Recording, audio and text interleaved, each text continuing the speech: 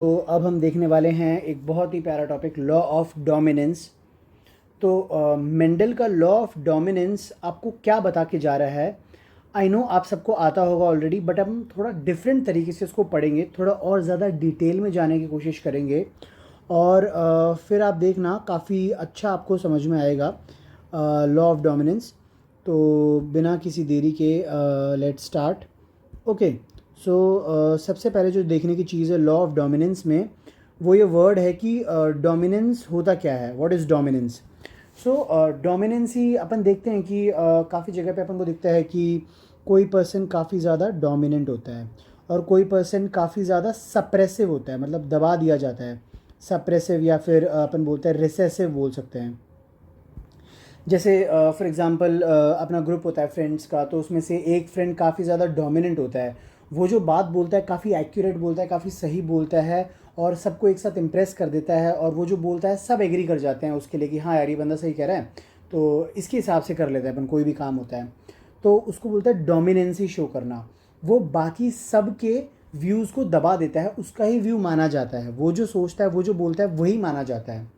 तो डोमिनेंसी का मतलब तो ये हो गया कि आपका इफेक्ट दिख रहा है। अगर आप डोमिनेंट हो फॉर एग्जांपल घर में, तो आपका इफेक्ट दिख रहा है, आपकी बात मानी जा रही है, आपके हिसाब से काम हो रहा है। फॉर एग्जांपल अपन सबके घरों में ज़्यादातर मॉम डोमिनेंट होती है, तो मॉम जो कहती है हमें वही बात माननी पड़ती है, वैसे ही माननी पड़ती है। नहीं मानते तो बहुत ही अलग अलग तरीके से हमको फल मिलता है उसका। तो उसके बारे में अपन डिस्कस नहीं करेंगे। मुझे भी काफ़ी फल मिले थे विच आई रिमेंबर नाउ, और मीठा तो उसमें से एक भी नहीं था, बट ठीक है, होता है, बचपन में सबकी पिटाई होती है, आई नो। तो लॉ ऑफ डोमिनेंस समझने के लिए आपको डोमिनेंस वर्ड का मतलब समझ में आ गया। अब अपन इसको जेनेटिक लेवल पे देखते हैं कि होता क्या है। तो लास्ट जीन की क्लास में मैंने आपको समझाया था कि एक जो एलील होता है वो ऑल्टरनेट फॉर्म होता है एक जीन का। फॉर एग्जांपल जैसे अपन यहाँ पे ना पी प्लांट ले लेते हैं। ओके, पी प्लांट जो मेंडल साहब ने लिया था, पी प्लांट एक डिप्लॉयड प्लांट होता है, ठीक है, यानी कि एक ही जीन की दो कॉपीज़ होंगी। तो ये मैंने दो क्रोमोसोम्स बना दिए, इनको बोलते हैं होमोलोगस क्रोमोसोम्स। और फॉर एग्जांपल इस क्रोमोसोम पे यहाँ पे एक जीन है और इसी सेम जीन का दूसरा एलील यहाँ पर है, तो इसको बोल सकते हैं एलील 1, इसको बोल सकते हैं अपन एलील 2, ठीक है। तो दोनों ही जीन हैं, gene for example height. Okay, तो हाइट के लिए ये जीन है। ओके, तो हाइट के लिए जीन है, लेकिन इसके अलील्स दो हैं, एक तो 1 है और एक दूसरा है, यानी कि दोनों में थोड़ा बहुत डिफरेंस है ना। एक ही जीन की दो अलग अलग ऑल्टरनेटिव फॉर्म्स हैं। लास्ट वीडियो में काफ़ी अच्छे से समझ में आ गया था अपन को ये चीज़। अगर आपको अभी भी डाउट हो तो आप लास्ट वीडियो जाके देख सकते हैं। ओके, तो अब क्योंकि ये हाइट का जीन है, इसकी दो अलील्स है 1 और 2, तो अपन उसको रिप्रेजेंट कैसे करते हैं? चलो अपन अलील को रिप्रेजेंट करते हैं। मैंने एक अलील को बोल दिया कैपिटल टी, एक अलील को बोल दिया मैंने स्मॉल टी। तो ये 1 वाला जो है ये तो कैपिटल टी है, ये वाला स्मॉल टी अलील है। तो एक्चुअली इसको देख के आप कंफ्यूज मत हो ना, ये एक क्रोमोजोम है, इस क्रोमोजोम में ऑब्वियसली डीएनए होगा, और यहाँ पे इस पर्टिकुलर रीजन में क्रोमोजोम के अपना हाइट वाला जीन है, जिसके दो अलील पाए जाते हैं, एक तो कैपिटल टी वाला फॉर्म पाया जाता है और एक स्मॉल टी वाला फॉर्म पाया जाता है। ओके, ये रहा कैपिटल टी वाला फॉर्म और ये रहा अपना स्मॉल टी वाला फॉर्म। ये एक ही जीन के दो डिफरेंट एलील्स हैं। ओके, तो अब मुझे ये बताना है आपको कि डिप्लॉयड ऑर्गेनिजम्स में ना डोमिनेंसी कैसे शो करते हैं एलील्स। ओके, डोमिनेंसी, तो उसके लिए अपन को देखना पड़ेगा कि इनमें से कौन सा एलील डोमिनेंट है। तो बाय कन्वेंशन अपन रिप्रेजेंट कर देते हैं कि जो कैपिटल टी वाला है ये डोमिनेंट है और स्मॉल टी वाला जो है वो रिसेसिव है। ओके, तो ये बाय कन्वेंशन है। अगर आपके मन में आ रही है कि नहीं मैं तो स्मॉल टी को डोमिनेंट बनाऊंगा और कैपिटल टी को रिसेसिव बनाऊंगा, तो आप वो भी कर सकते हैं।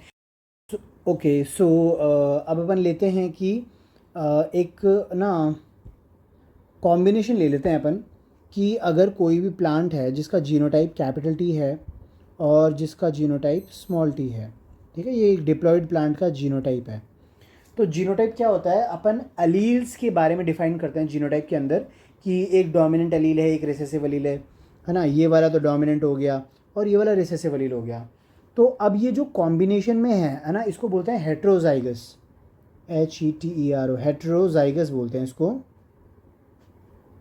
ओके, तो हेट्रोजाइगस कंडीशन के अंदर हमेशा याद रखना आप हमेशा ही जब कैपिटल टी स्मॉल टी एक साथ होंगे, हेट्रोजाइगस कंडीशन होगी, तो हमेशा डोमिनेंट एक्सप्रेस होगा, क्योंकि डोमिनेंट की क्वालिटी है कि वो ज़्यादा एक्सप्रेसिव होगा डोमिनेंट एलील, और ज़्यादा एक्सप्रेशन की वजह से डोमिनेंट एलील के जो प्रोटीन्स बनेंगे वो ज़्यादा एक्सप्रेस होंगे, उसके वजह से फिनोटाइप जो है उस प्लांट का वो डोमिनेंट ही आएगा।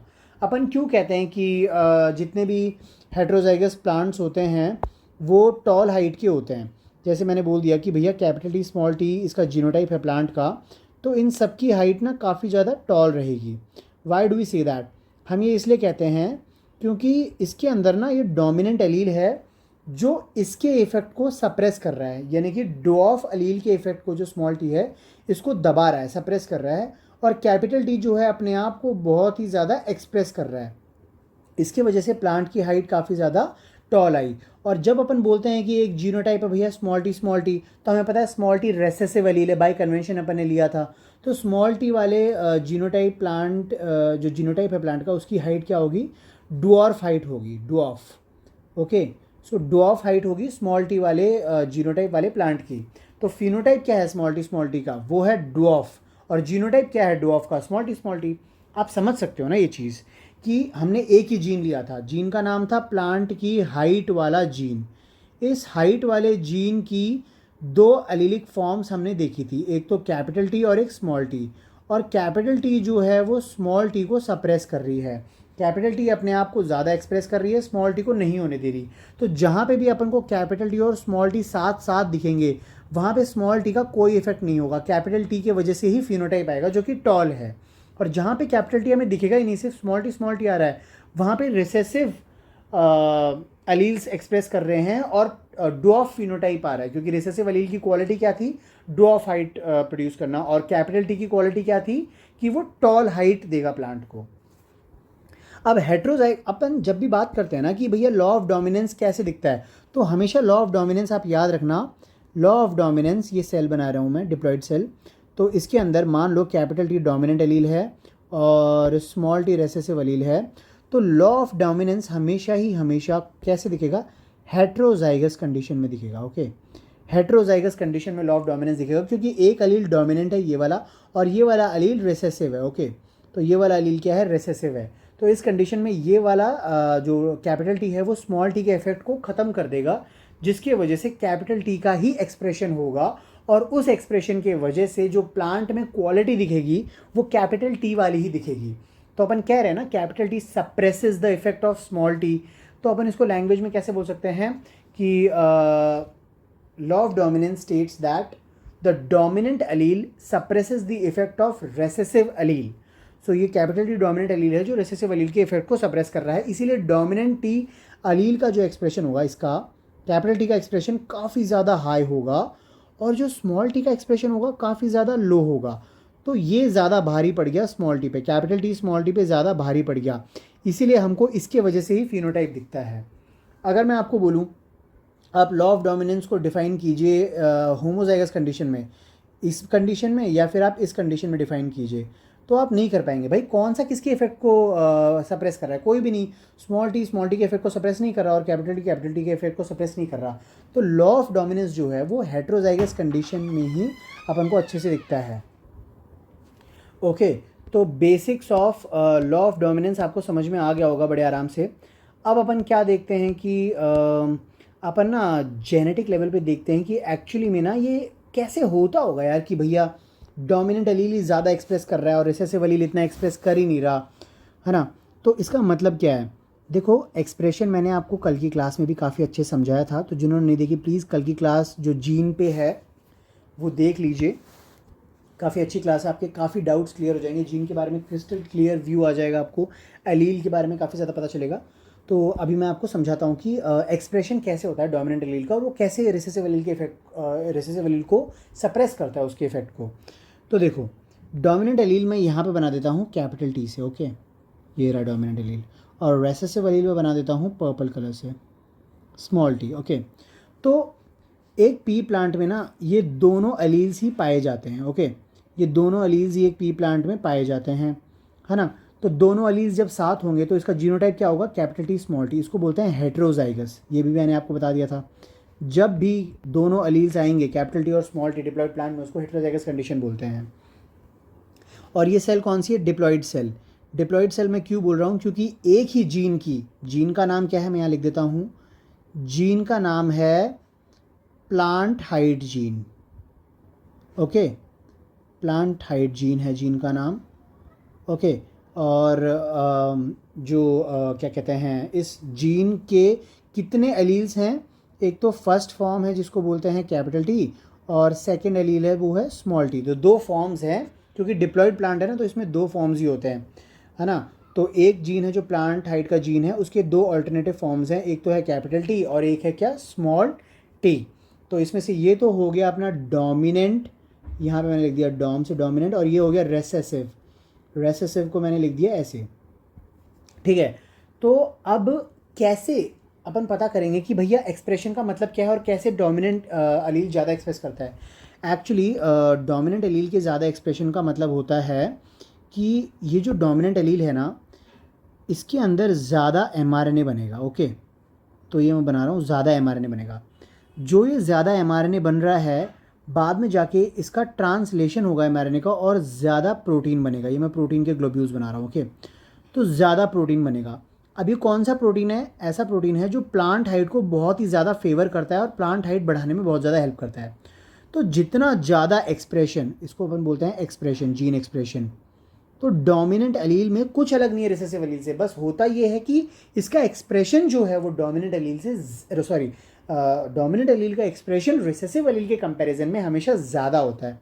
इस वजह से इसके mRNA ज़्यादा बनते हैं, इसके ये mRNA हैं, और इसके प्रोटीन्स जो हैं वो और भी ज़्यादा बनते हैं, जिससे कि इसकी हाइट जो है वो कैसी आती है? टॉल, क्योंकि डोमिनेंट एलील ज़्यादा एक्सप्रेस कर रहा है, जिसको कैरेक्टर क्या है? टॉल हाइट देना।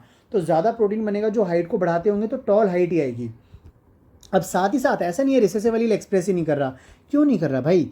रिसेसिव एलील के अंदर भी ट्रांसक्रिप्शन हो रहा है, ट्रांसक्रिप्शन से आरएनए बन रहा है, एमआरएनए से बन रहा है अपना प्रोटीन बन रहा है। पर एक्चुअली इस प्रोटीन की क्वांटिटी ना बहुत ही ज़्यादा लो है, इतनी ज़्यादा लो है कि ये इतना हाई लेवल पे एक्सप्रेस हो नहीं पा रहा, और इसीलिए डॉर्फ हाइट प्लांट को प्रोवाइड नहीं कर पा रहा। तो एक्सप्रेशन जो है इसका, एक्सप्रेशन जो है वो काफ़ी ज़्यादा कम है, जिसकी वजह से प्लांट हाइट पे इसका इफेक्ट नहीं आ रहा, क्योंकि ये कैपिटल टी के साथ प्रेजेंट है, जिसका एक्सप्रेशन काफ़ी ज़्यादा होने के कारण प्लांट हाइट टॉल आ रही है, और इसका एक्सप्रेशन काफ़ी कम होने के कारण डॉर्फ हाइट आ ही नहीं पा रही प्लांट की। तो ज़्यादा कौन काम कर रहा है? Capital T. तो कैपिटल टी कौन मान सकता है? अपन अपने घर में मॉम कैपिटल टी हैं, जो इतना ज़्यादा डोमिनेंसी शो करती हैं कि पापा जो हैं बेचारे वो कुछ कर ही नहीं पाते, चुपचाप खाना खा के सो जाते हैं डांट खा के। तो हमें भी काफ़ी बुरा लगता है पापा के लिए देखते हैं जब उनको, लेकिन क्या करें, देखो डोमिनेंसी जो है वो घर में किसी न किसी की तो रहती है, कभी पापा की रहती है किसी घर में, तो किसी घर में मॉम की रहती है, तो उसके अकॉर्डिंग ही अपन को मैनेज करना पड़ता है। बट जिसकी डोमिनेंसी रहती है उसकी सारी बातें मानी जाती हैं, उसकी सारी चीज़ें होती हैं, वो जो बोलता है वो काम घर में होता है। तो कैपिटल टी घर में डोमिनेंट है, तो उसका एक्सप्रेशन ज़्यादा होगा, एक्सप्रेशन ज़्यादा होगा तो उस प्लांट में उसी के इफेक्ट आएंगे, उसी के इफेक्ट आएंगे। तो वो फॉर एग्जांपल हाइट को इफेक्ट करता होगा, तो प्लांट की हाइट टॉल आएगी। कैपिटल टी टॉल हाइट को प्रोवाइड कर रहा है प्लांट को, लेकिन स्मॉल टी जो है जो डॉर्फ हाइट प्रोवाइड करता है प्लांट को, वो एक्सप्रेस नहीं कर पा रहा। क्यों? क्योंकि उसका एक्सप्रेशन सप्रेस हो गया बाय कैपिटल टी। मतलब कैपिटल टी इतना ज़्यादा एक्सप्रेस कर रहा है कि स्मॉल टी का एक्सप्रेशन नेग्लिजिबल हो गया उसके सामने, ठीक है। तो ये थोड़ी जेनेटिक लेवल पे अपन ने समझ लिया कि भैया एक्सप्रेशन कैसे देखते हैं अपन डोमिनेंट और रिसेसिव एलील्स का। आई होप आपको काफ़ी अच्छा समझ में आया होगा। अब मैं आपको शॉर्ट में रिवाइज करा देता हूँ कि लॉ ऑफ डोमिनेंस जो होता है वो क्या होता है, उसकी क्या क्या चीज़ें हैं वो सारी बता देता हूँ। तो सबसे पहले अपन ने देखा लॉ ऑफ डोमिनेंस जो होता है वो एक ही जीन के दो ऑल्टरनेट फॉर्म्स के बीच में देखा जाता है, और उनमें से एक जो ऑल्टरनेट फॉर्म होता है जीन का वो तो होता है डोमिनेंट, और दूसरा जो फॉर्म होता है वो होता है रेसेसिव। ओके, दूसरा होता है रेसेसिव। तो डोमिनेंट जो होता है वो रेसेसिव के इफेक्ट को सप्रेस कर देता है, जिसकी वजह से डोमिनेंट का एक्सप्रेशन ज़्यादा होता है। जो डोमिनेंट एलील होता है उसका एक्सप्रेशन काफ़ी ज़्यादा होता है, और जो रिसेसिव एलील होता है उसका एक्सप्रेशन काफ़ी ज़्यादा कम होता है। तो जो फिनोटाइप आता है, फिनोटाइप आता है लॉ ऑफ डोमिनेंस की वजह से, वो हमेशा डोमिनेंट एलील का फिनोटाइप आएगा। डोमिनेंट अलील का फिनोटाइप शो होगा प्लांट के अंदर, जो कि अपन बोल सकते हैं कि टॉल फिनोटाइप है, जो किसकी वजह से हो रहा है, कैपिटल टी अलील की वजह से। ओके, तो आई होप आपको समझ में आया होगा। और एक और पॉइंट बता देता हूँ कि कैपिटल टी जो है ये अलील कैसे एक्सप्रेशन ज़्यादा कर रहा है अपना। एक्चुअली इसकी ट्रांसक्रिप्शन रेट इस अलील की, जो कैपिटल टी अलील है उसकी ट्रांसक्रिप्शन रेट स्मॉल टी से बहुत ज़्यादा है। इसकी ट्रांसलेशन रेट बहुत ही हाई है स्मॉल टी के कंपैरेटिव। और ये जो एंजाइम बोल सकते हैं या फिर अपन बोल सकते हैं प्रोटीन बनाता है, वो काफ़ी इफ़ेक्टिव और स्टेबल प्रोटीन है। उत्तरी आ गए अपन, काफ़ी इफ़ेक्टिव और स्टेबल प्रोटीन बनाता है। स्टेबल प्रोटीन की वजह से वो प्रोटीन काफ़ी अच्छा एक्सप्रेस करेगा। ओके, तो ये सारे रीजंस हैं जिनकी वजह से डोमिनेंट अलील जो है वो रिसेसिव अलील के एक्सप्रेशन को सप्रेस कर देता है और डोमिनेंट अलील अपना फिनोटाइप शो करता है उस प्लांट के अंदर। तो लॉ ऑफ डोमिनेंस खत्म हो गया। इससे ज़्यादा डिटेल में लॉ ऑफ डोमिनेंस आप कहीं भी पढ़ लीजिए, नहीं मिलेगा आपको, बस एग्जाम्पल्स मिलेंगे। एग्जाम्पल्स आप डेली लाइफ में देख सकते हैं। अपने मॉम डैड को ही देख लीजिए कि अपने मॉम को और अपने डैड को एक साथ देखिए और अपने आप को कंपेयर कीजिए उनसे कि आपको फॉर एग्जांपल आईब्रोज किसके ज़्यादा सिमिलर मिली हैं, लिप्स किसके ज़्यादा सिमिलर मिले हैं, या आपके हेयर किसके ज़्यादा सिमिलर हैं, आपकी हाइट किसके ज़्यादा सिमिलर है, आपका स्किन टोन किसके ज़्यादा सिमिलर है। तो उससे आप आसानी से पता कर सकते हैं कि कौन से कैरेक्टर्स डोमिनेंट है, कौन से रिसेसिव हैं। जो आपके अंदर आए हैं ना वो डोमिनेंट है, ऑब्वियसली वो डोमिनेंट है। और उन कैरेक्टर्स को आप पेरेंट्स में भी देख सकते हैं, टैली कर सकते हैं। ओके, तो अब एक छोटी सी बात और रह गई तो मैं बता ही देता हूँ कि हमेशा याद रखना, जो पेरेंट्स होते हैं ना, P1 पेरेंट्स होते हैं, जैसे एक पेरेंट 1 होता है, एक पेरेंट 2 होता है, इनके बीच में क्रॉस होता है। तो पेरेंट 2 को हमने प्योर रिसेसिव ले लिया। हमेशा प्योर लेना बहुत ज़रूरी है, होमोजाइगस कंडीशन में ही लेना है पेरेंट्स को, हेट्रोजाइगस में नहीं लेना क्रॉस के टाइम पे। और जो पेरेंट 1 है उसको होमोजाइगस डोमिनेंट ले लिया। तो इनके अंदर जब क्रॉस हुआ तो इनके गेमीट्स बने। गेमीट बनाना भी मैं आपको एक अलग क्लास में सिखाऊंगा, काफ़ी बड़ा टॉपिक है और काफ़ी अच्छा टॉपिक है। अभी तो मैं आपको सीधा बता देता हूँ कि होमोजाइगस स्मॉल टी के गेमीट जो हैं वो ऐसा होगा, स्मॉल टी वाला गेमीट होगा, ये कैपिटल टी वाला गेमीट होगा। और जब इन गेमीट का फ्यूजन होगा तो उससे बनती है बच्चे, प्रोजनी F1। तो F1 का जीनोटाइप क्या होगा, कैपिटल टी और स्मॉल टी का मिक्सचर होगा। तो ये कैसी कंडीशन हो गई, ये हेट्रोजाइगस कंडीशन हो गई। और डोमिनेंट पेरेंट कौन सा था, P1। तो P1 के कैरेक्टर्स F1 में डायरेक्टली आप देख सकते हो। बस ये बताना था मुझे। Thank you so much. Next class में अपन और भी अच्छी चीज़ें पढ़ेंगे। तब तक के लिए आई होप आपका दिन शुभ जाए। और आपको कोई भी डाउट हो या इस टॉपिक से रिलेटेड या कोई और नया टॉपिक समझना हो, प्लीज़ मुझे कमेंट करके बता दीजिए। और लाइक ज़रूर कर देना वीडियो को, ताकि मुझे ऐसा फील हो कि हाँ मैं वीडियो सही बना रहा हूँ। कुछ कमी हो तो प्लीज़ मुझे मेंशन करना। ऑब्वियसली 101% मैं उस कमी को समझूंगा और उस पर काम करूंगा और आप लोगों के लिए और भी अच्छे वीडियोस बनाऊंगा। आपको किस टाइप में वीडियो डालना पसंद है वो भी आप मुझे बता दीजिएगा। जो आप कहोगे मुझे उसके अकॉर्डिंग ही काम करना है भैया, क्योंकि मुझे आप लोगों को पढ़ाना है और जितना मुझे आता है उतना आपको सिखाना है। कोशिश करनी है कि उससे ज़्यादा ही सिखा सकूं, ज़्यादा मेहनत करना सिखा सकूं, ताकि आपका काम जो है वो बायोलॉजी पढ़ते टाइम बहुत आसान हो जाए, आपको लर्न कम करना पड़े और समझ में ज़्यादा आएँ चीज़ें। तो उससे काफ़ी ज़्यादा आपकी भी हेल्प होगी और मुझे बहुत खुशी मिलेगी उससे। So thank you so much, all the best, take care, bye.